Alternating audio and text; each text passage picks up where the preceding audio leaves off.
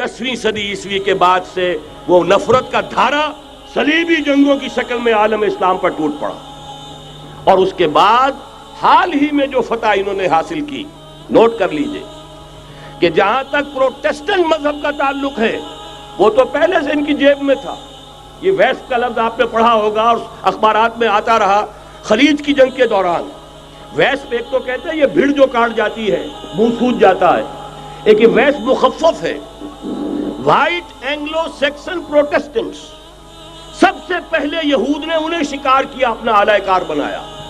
یہی وجہ ہے، آپ کو معلوم ہے 1917 میں انگریزوں کے ذریعے سے انہیں یہ اجازت ملی کہ فلسطین میں زمینیں بھی خرید سکتے ہیں، جائیدادیں بھی خرید سکتے ہیں۔ بالفور ڈیکلریشن، انگلستان کا وزیر خارجہ تھا جس نے کہ یہ اجازت دلوائی ہے، ورنہ یہ کہ خلافت عثمانیہ جب تک قائم رہی ہے، خلیفہ عثمانی ترک خلیفہ نے اجازت نہیں دی، اس لیے کہ حضرت عمر رضی اللہ تعالیٰ عنہ نے، یہ بھی اب تاریخ کی ایک حقیقت بیان کر رہا ہوں جو شاید بہت سے حضرات کے علم میں نہ ہو، کہ جب یروشلم کے عیسائیوں نے سرنڈر کیا ہے یروشلم، حضرت عمر آئے ہیں، تشریف لائے ہیں مدینہ منورہ سے چارج لینے کے لیے، اس وقت جو ٹریٹی لکھی گئی ہے، جو معاہدہ ہوا ہے، اس میں وہاں کے یہودیوں، یہاں کے عیسائیوں نے طے کرایا تھا کہ یہاں آپ یہودیوں کو آباد ہونے کی اجازت نہیں دیں گے۔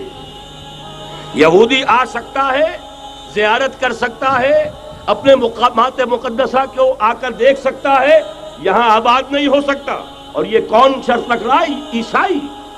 اس وقت تک عیسائیوں کی دشمنی یہودیوں کے ساتھ اس درجے میں تھی، اور یہی حضرت عمر رضی اللہ تعالیٰ عنہ کی وہ شرط تھی کہ سلاطین عثمانیہ، خلفاء عثمانیہ نے بھی، حالانکہ یہودیوں نے بڑی سے بڑی رشوت دینے کی کوشش کی ہے، سلطان عبدالحمید خان کو یوں سمجھیے کہ سیم و زر سے خریدنے کی کوشش کی ہے، لیکن اس کے باوجود ان کا کہ جو فیصلہ حضرت عمر کر گئے تھے، جو کمٹمنٹ رضی اللہ تعالی عنہ ان کی ہے، میں اس سے سر منہ انحراف نہیں کر سکتا۔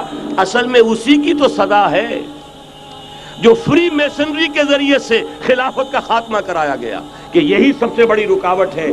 اگر خلافت ختم نہ ہوتی اور اگر کہیں جہاد کا اعلان خلیفہ عثمانی کی طرف سے ہو گیا ہوتا تو یہ کہی تھی بات، جب حضرت شیخ الہند رحمۃ اللہ علیہ جب یہ اسیری میں تھے مالٹا میں، تو وہاں کا انگریز کمانڈنٹ، اس نے چونکہ وہ کچھ مرید ہو گیا تھا یا کم سے کم عقیدت مند ہو گیا تھا، ایک روز حضرت شیخ الہند نے ان سے سوال کیا اس شخص سے کہ آپ لوگ ہماری خلافت کے پیچھے کیوں پڑے ہوئے؟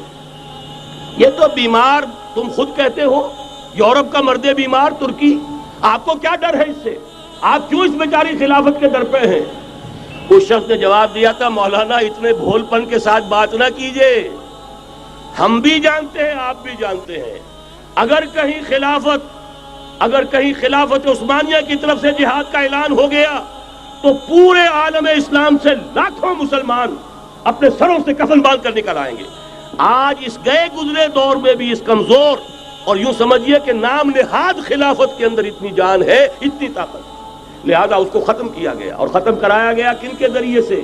وہ جو مسلمان کہلاتے ہیں تھے فری میسن، مصطفیٰ کمال پاشا فری میسن، اور اس کے ذریعے سے انہوں نے سارے کام جو کروائے وہ در حقیقت اپنے سازشوں کے ذریعے سے اور مسلمانوں کو استعمال کر کے کروائے۔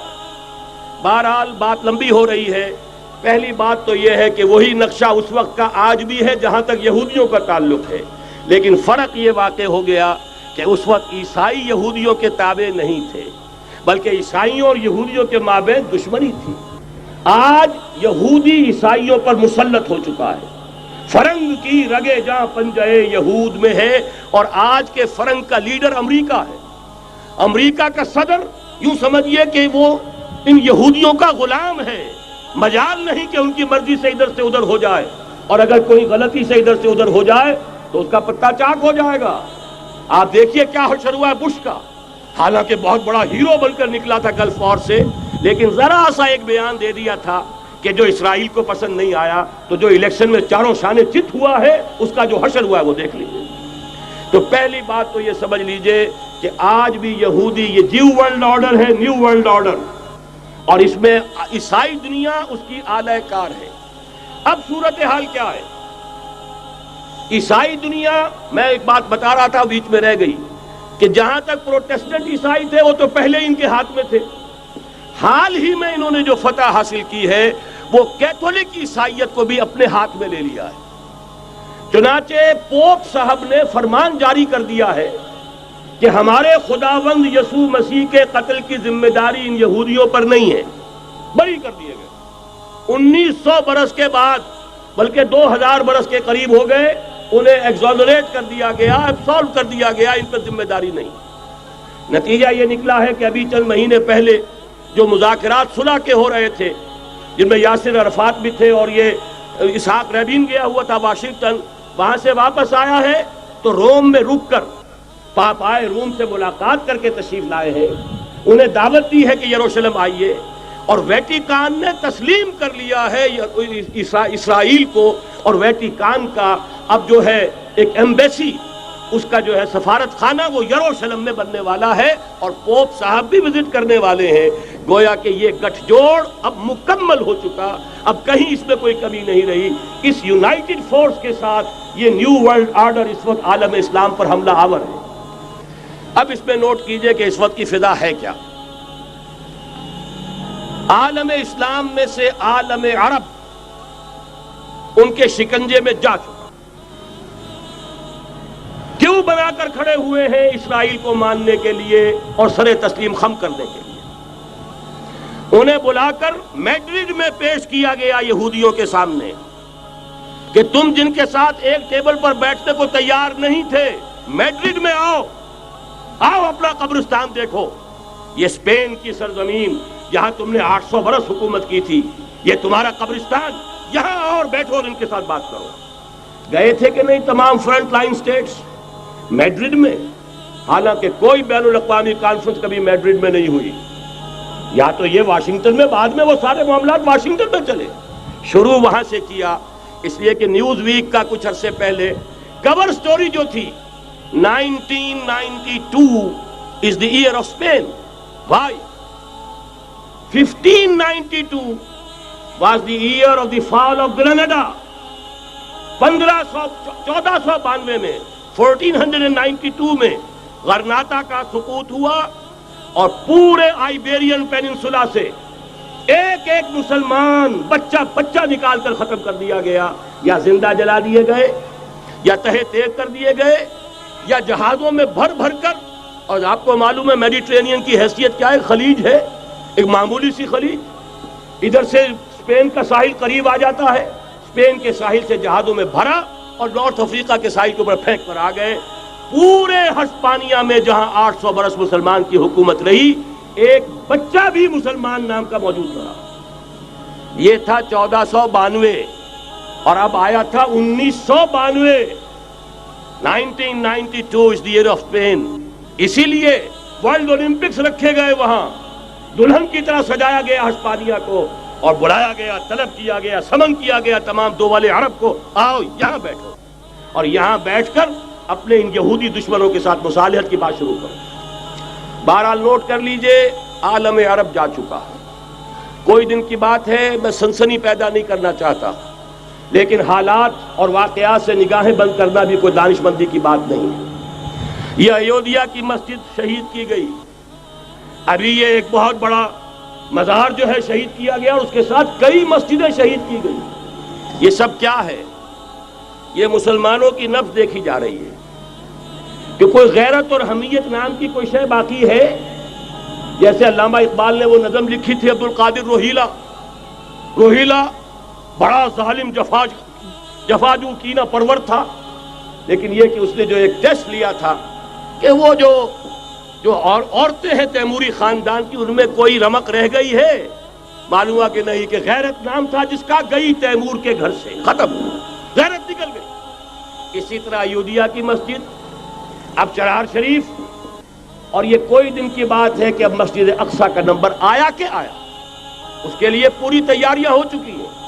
یروشلم کا مشرقی حصہ خالی کرایا جا چکا ہے، اس کے اندر اب پورا تسلط یہودی کر رہے ہیں، یہاں تک کہ اب کے یاسر عرفات صاحب نے بھی کچھ نہ کچھ جو ہے احتجاج کی بات کی ہے، حالانکہ اب تک ہر بات مان کر منقار زیرے پر تھا، لیکن یہ کہ ایک وقت آتا ہے آخر کار اسے بھی کچھ بولنا پڑ گیا ہے۔ لیکن یہودی اب پیچھے قدم ہٹانے والا نہیں ہے، ان کا تھرڈ ٹیمپل، تیسری مرتبہ ہیکل سلیمانی تعمیر ہونا ہے، نوٹ کر لیجئے، ان کے لیے وہ وہی کچھ ہے جو ہمارے لیے کعبہ ہے، ان کے لیے ہیکل سلیمانی بالکل وہی حیثیت رکھتا ہے جو ہمارے لیے کعبہ۔ وہ ہیکل سلیمانی ایک مرتبہ پہلے نبوکدنضر کے ہاتھوں مسمار ہوا، پھر سن 70 عیسوی میں ٹائٹس کے ہاتھوں مسمار ہوا، سن 70 کے بعد آج 1995 میں کتنے برس ہو گئے؟ پورے 1925 برس ہو گئے کہ ان کا کعبہ زمین بوس پڑا ہوا ہے۔ اب تک تو ان کا بس نہیں تھا، اب تو بس ہے کہ نہیں؟ اب ان کی حکومت ہے کہ نہیں؟ اب شاہ حسن ہو چاہے شاہ حسین، ان کے نوکر اور چاکر ہیں یا نہیں؟ اب انہیں ڈر کس کا ہے؟ لہذا کوئی دن کی بات ہے، مسجد اقصی شہید ہوگی اور ٹیمپل کی تعمیر شروع ہوگی۔ یہ تو بہرحال ایک نقشہ ہے۔ اگلا نقشہ آپ کو بتانا چاہتا ہوں، ایک دوسری تصویر ہے۔ یہ تصویر ہے زمینی، ایک تصویر ہے آسمانی۔ وَمَكَرُوا وَمَكَرَ اللَّهُ وَاللَّهُ خَيْرُ الْمَاكِرِينَ۔ انہوں نے اپنی سی تدبیریں کی، اللہ نے اپنی تدبیر کی، اور ظاہر بات ہے اللہ کی تدبیر سے بہتر تدبیر کس کی ہوگی؟ چنانچہ یہودیوں کی سازشیں اس وقت بھی ناکام ہوئی تھی یا نہیں؟ ظاہر بات ہے جاء الحق وزهق الباطل ان الباطل کان زہوقا۔ لہذا یہ آیتیں دونوں اعلان کر رہی ہیں کہ یہودیوں کی سازشیں بالآخر ناکام ہوں گی اور دین حق کا بول بالا ہو کر رہے گا۔ یہ تو ان آیتوں سے ظاہر ہے۔ یریدون لیطفئوا نور اللہ بافواہہم واللہ متم نورہ ولو کرہ الکافرون۔ یریدون ان یطفئوا نور اللہ بافواہہم ویابى اللہ الا یتم نورہ ولو کرہ الکافرون۔ هو الذی ارسل رسولہ بالہدی ودین الحق لیظہرہ علی الدین کلہ ولو کرہ المشرکون۔ اللہ نے تو بھیجا ہی ہے اپنے رسول کو اس فیصلے کے ساتھ اور یہ ذمہ داری اور مشن دے کر کہ جو دین حق آپ کو دے کر بھیجا جا رہا ہے اسے غالب کیجئے، نافذ کیجئے، قائم کیجئے، اس مشن کے ساتھ بھیجا جا رہا ہے۔ اور وہ بہرحال آیا جاء الحق وزهق الباطل ان الباطل کان زہوقا۔ لیکن نوٹ کرنے کی بات یہ ہے، ذرا یہاں تھوڑا سا تحمل کے ساتھ غور کیجئے گا، کہیں میرے خلاف کوئی فتویٰ دینا شروع کر دیں۔ کیا حضور کا مقصد بعثت اس وقت مکمل ہو گیا تھا؟ ایک درجے میں ہو گیا کہ جزیرہ نماء عرب پر اللہ کے نور کا بھی اتمام ہو گیا، اللہ کا دین بھی غالب ہو گیا۔ ہو گیا کہ نہیں ہو گیا؟ لیکن کیا محمد الرسول اللہ صرف عرب کے لیے بھیجے گئے تھے؟ قرآن کہتا ہے ببانگ دہل وما ارسلناک الا کافۃ للناس بشیرا ونذیرا۔ اے محمد صلی اللہ علیہ وسلم، ہم نے نہیں بھیجا ہے آپ کو مگر پوری نوع انسانی کے لیے بشیر اور نذیر بنا کر۔ تو جان لیجئے کہ یہ مقصد بعثت محمدی صلی اللہ علیہ وسلم بتمام و کمال اس وقت پورا ہوگا جب کل عالم انسانیت پر، کل روئے ارضی پر اللہ کا دین اسی طرح غالب ہو جائے گا جس طرح کہ محمد رسول اللہ والذین معہ صلی اللہ علیہ وسلم ورضی اللہ تعالی عنہم اجمعین، ان کے ہاتھوں سے، ان کے ایثار سے، ان کی قربانیوں سے، جن کا نقشہ آپ کے سامنے مولانا کھینچ چکے ہیں، ان کے اثار، ان کی قربانیاں، ان کی محنت، ان کی جفاکشی، ان کی سرفروشی، ان کے جان تن من دھن لگا دینے کے نتیجے میں جیسے اس وقت غالب ہوا تھا کل روئے ارضی پر غالب ہوگا، تب کہیں جا کر مقصد بعثت محمدی مکمل ہوگا۔ یہی وجہ ہے اقبال نے کہا تھا وقت فرصت ہے کہاں، کام ابھی باقی ہے، نور توحید کا اتمام ابھی باقی ہے۔ لیکن ساتھ ہی خوشخبری بھی دی تھی، یہ چمن معمور ہوگا نغمہ توحید سے، آئے گا وہ دور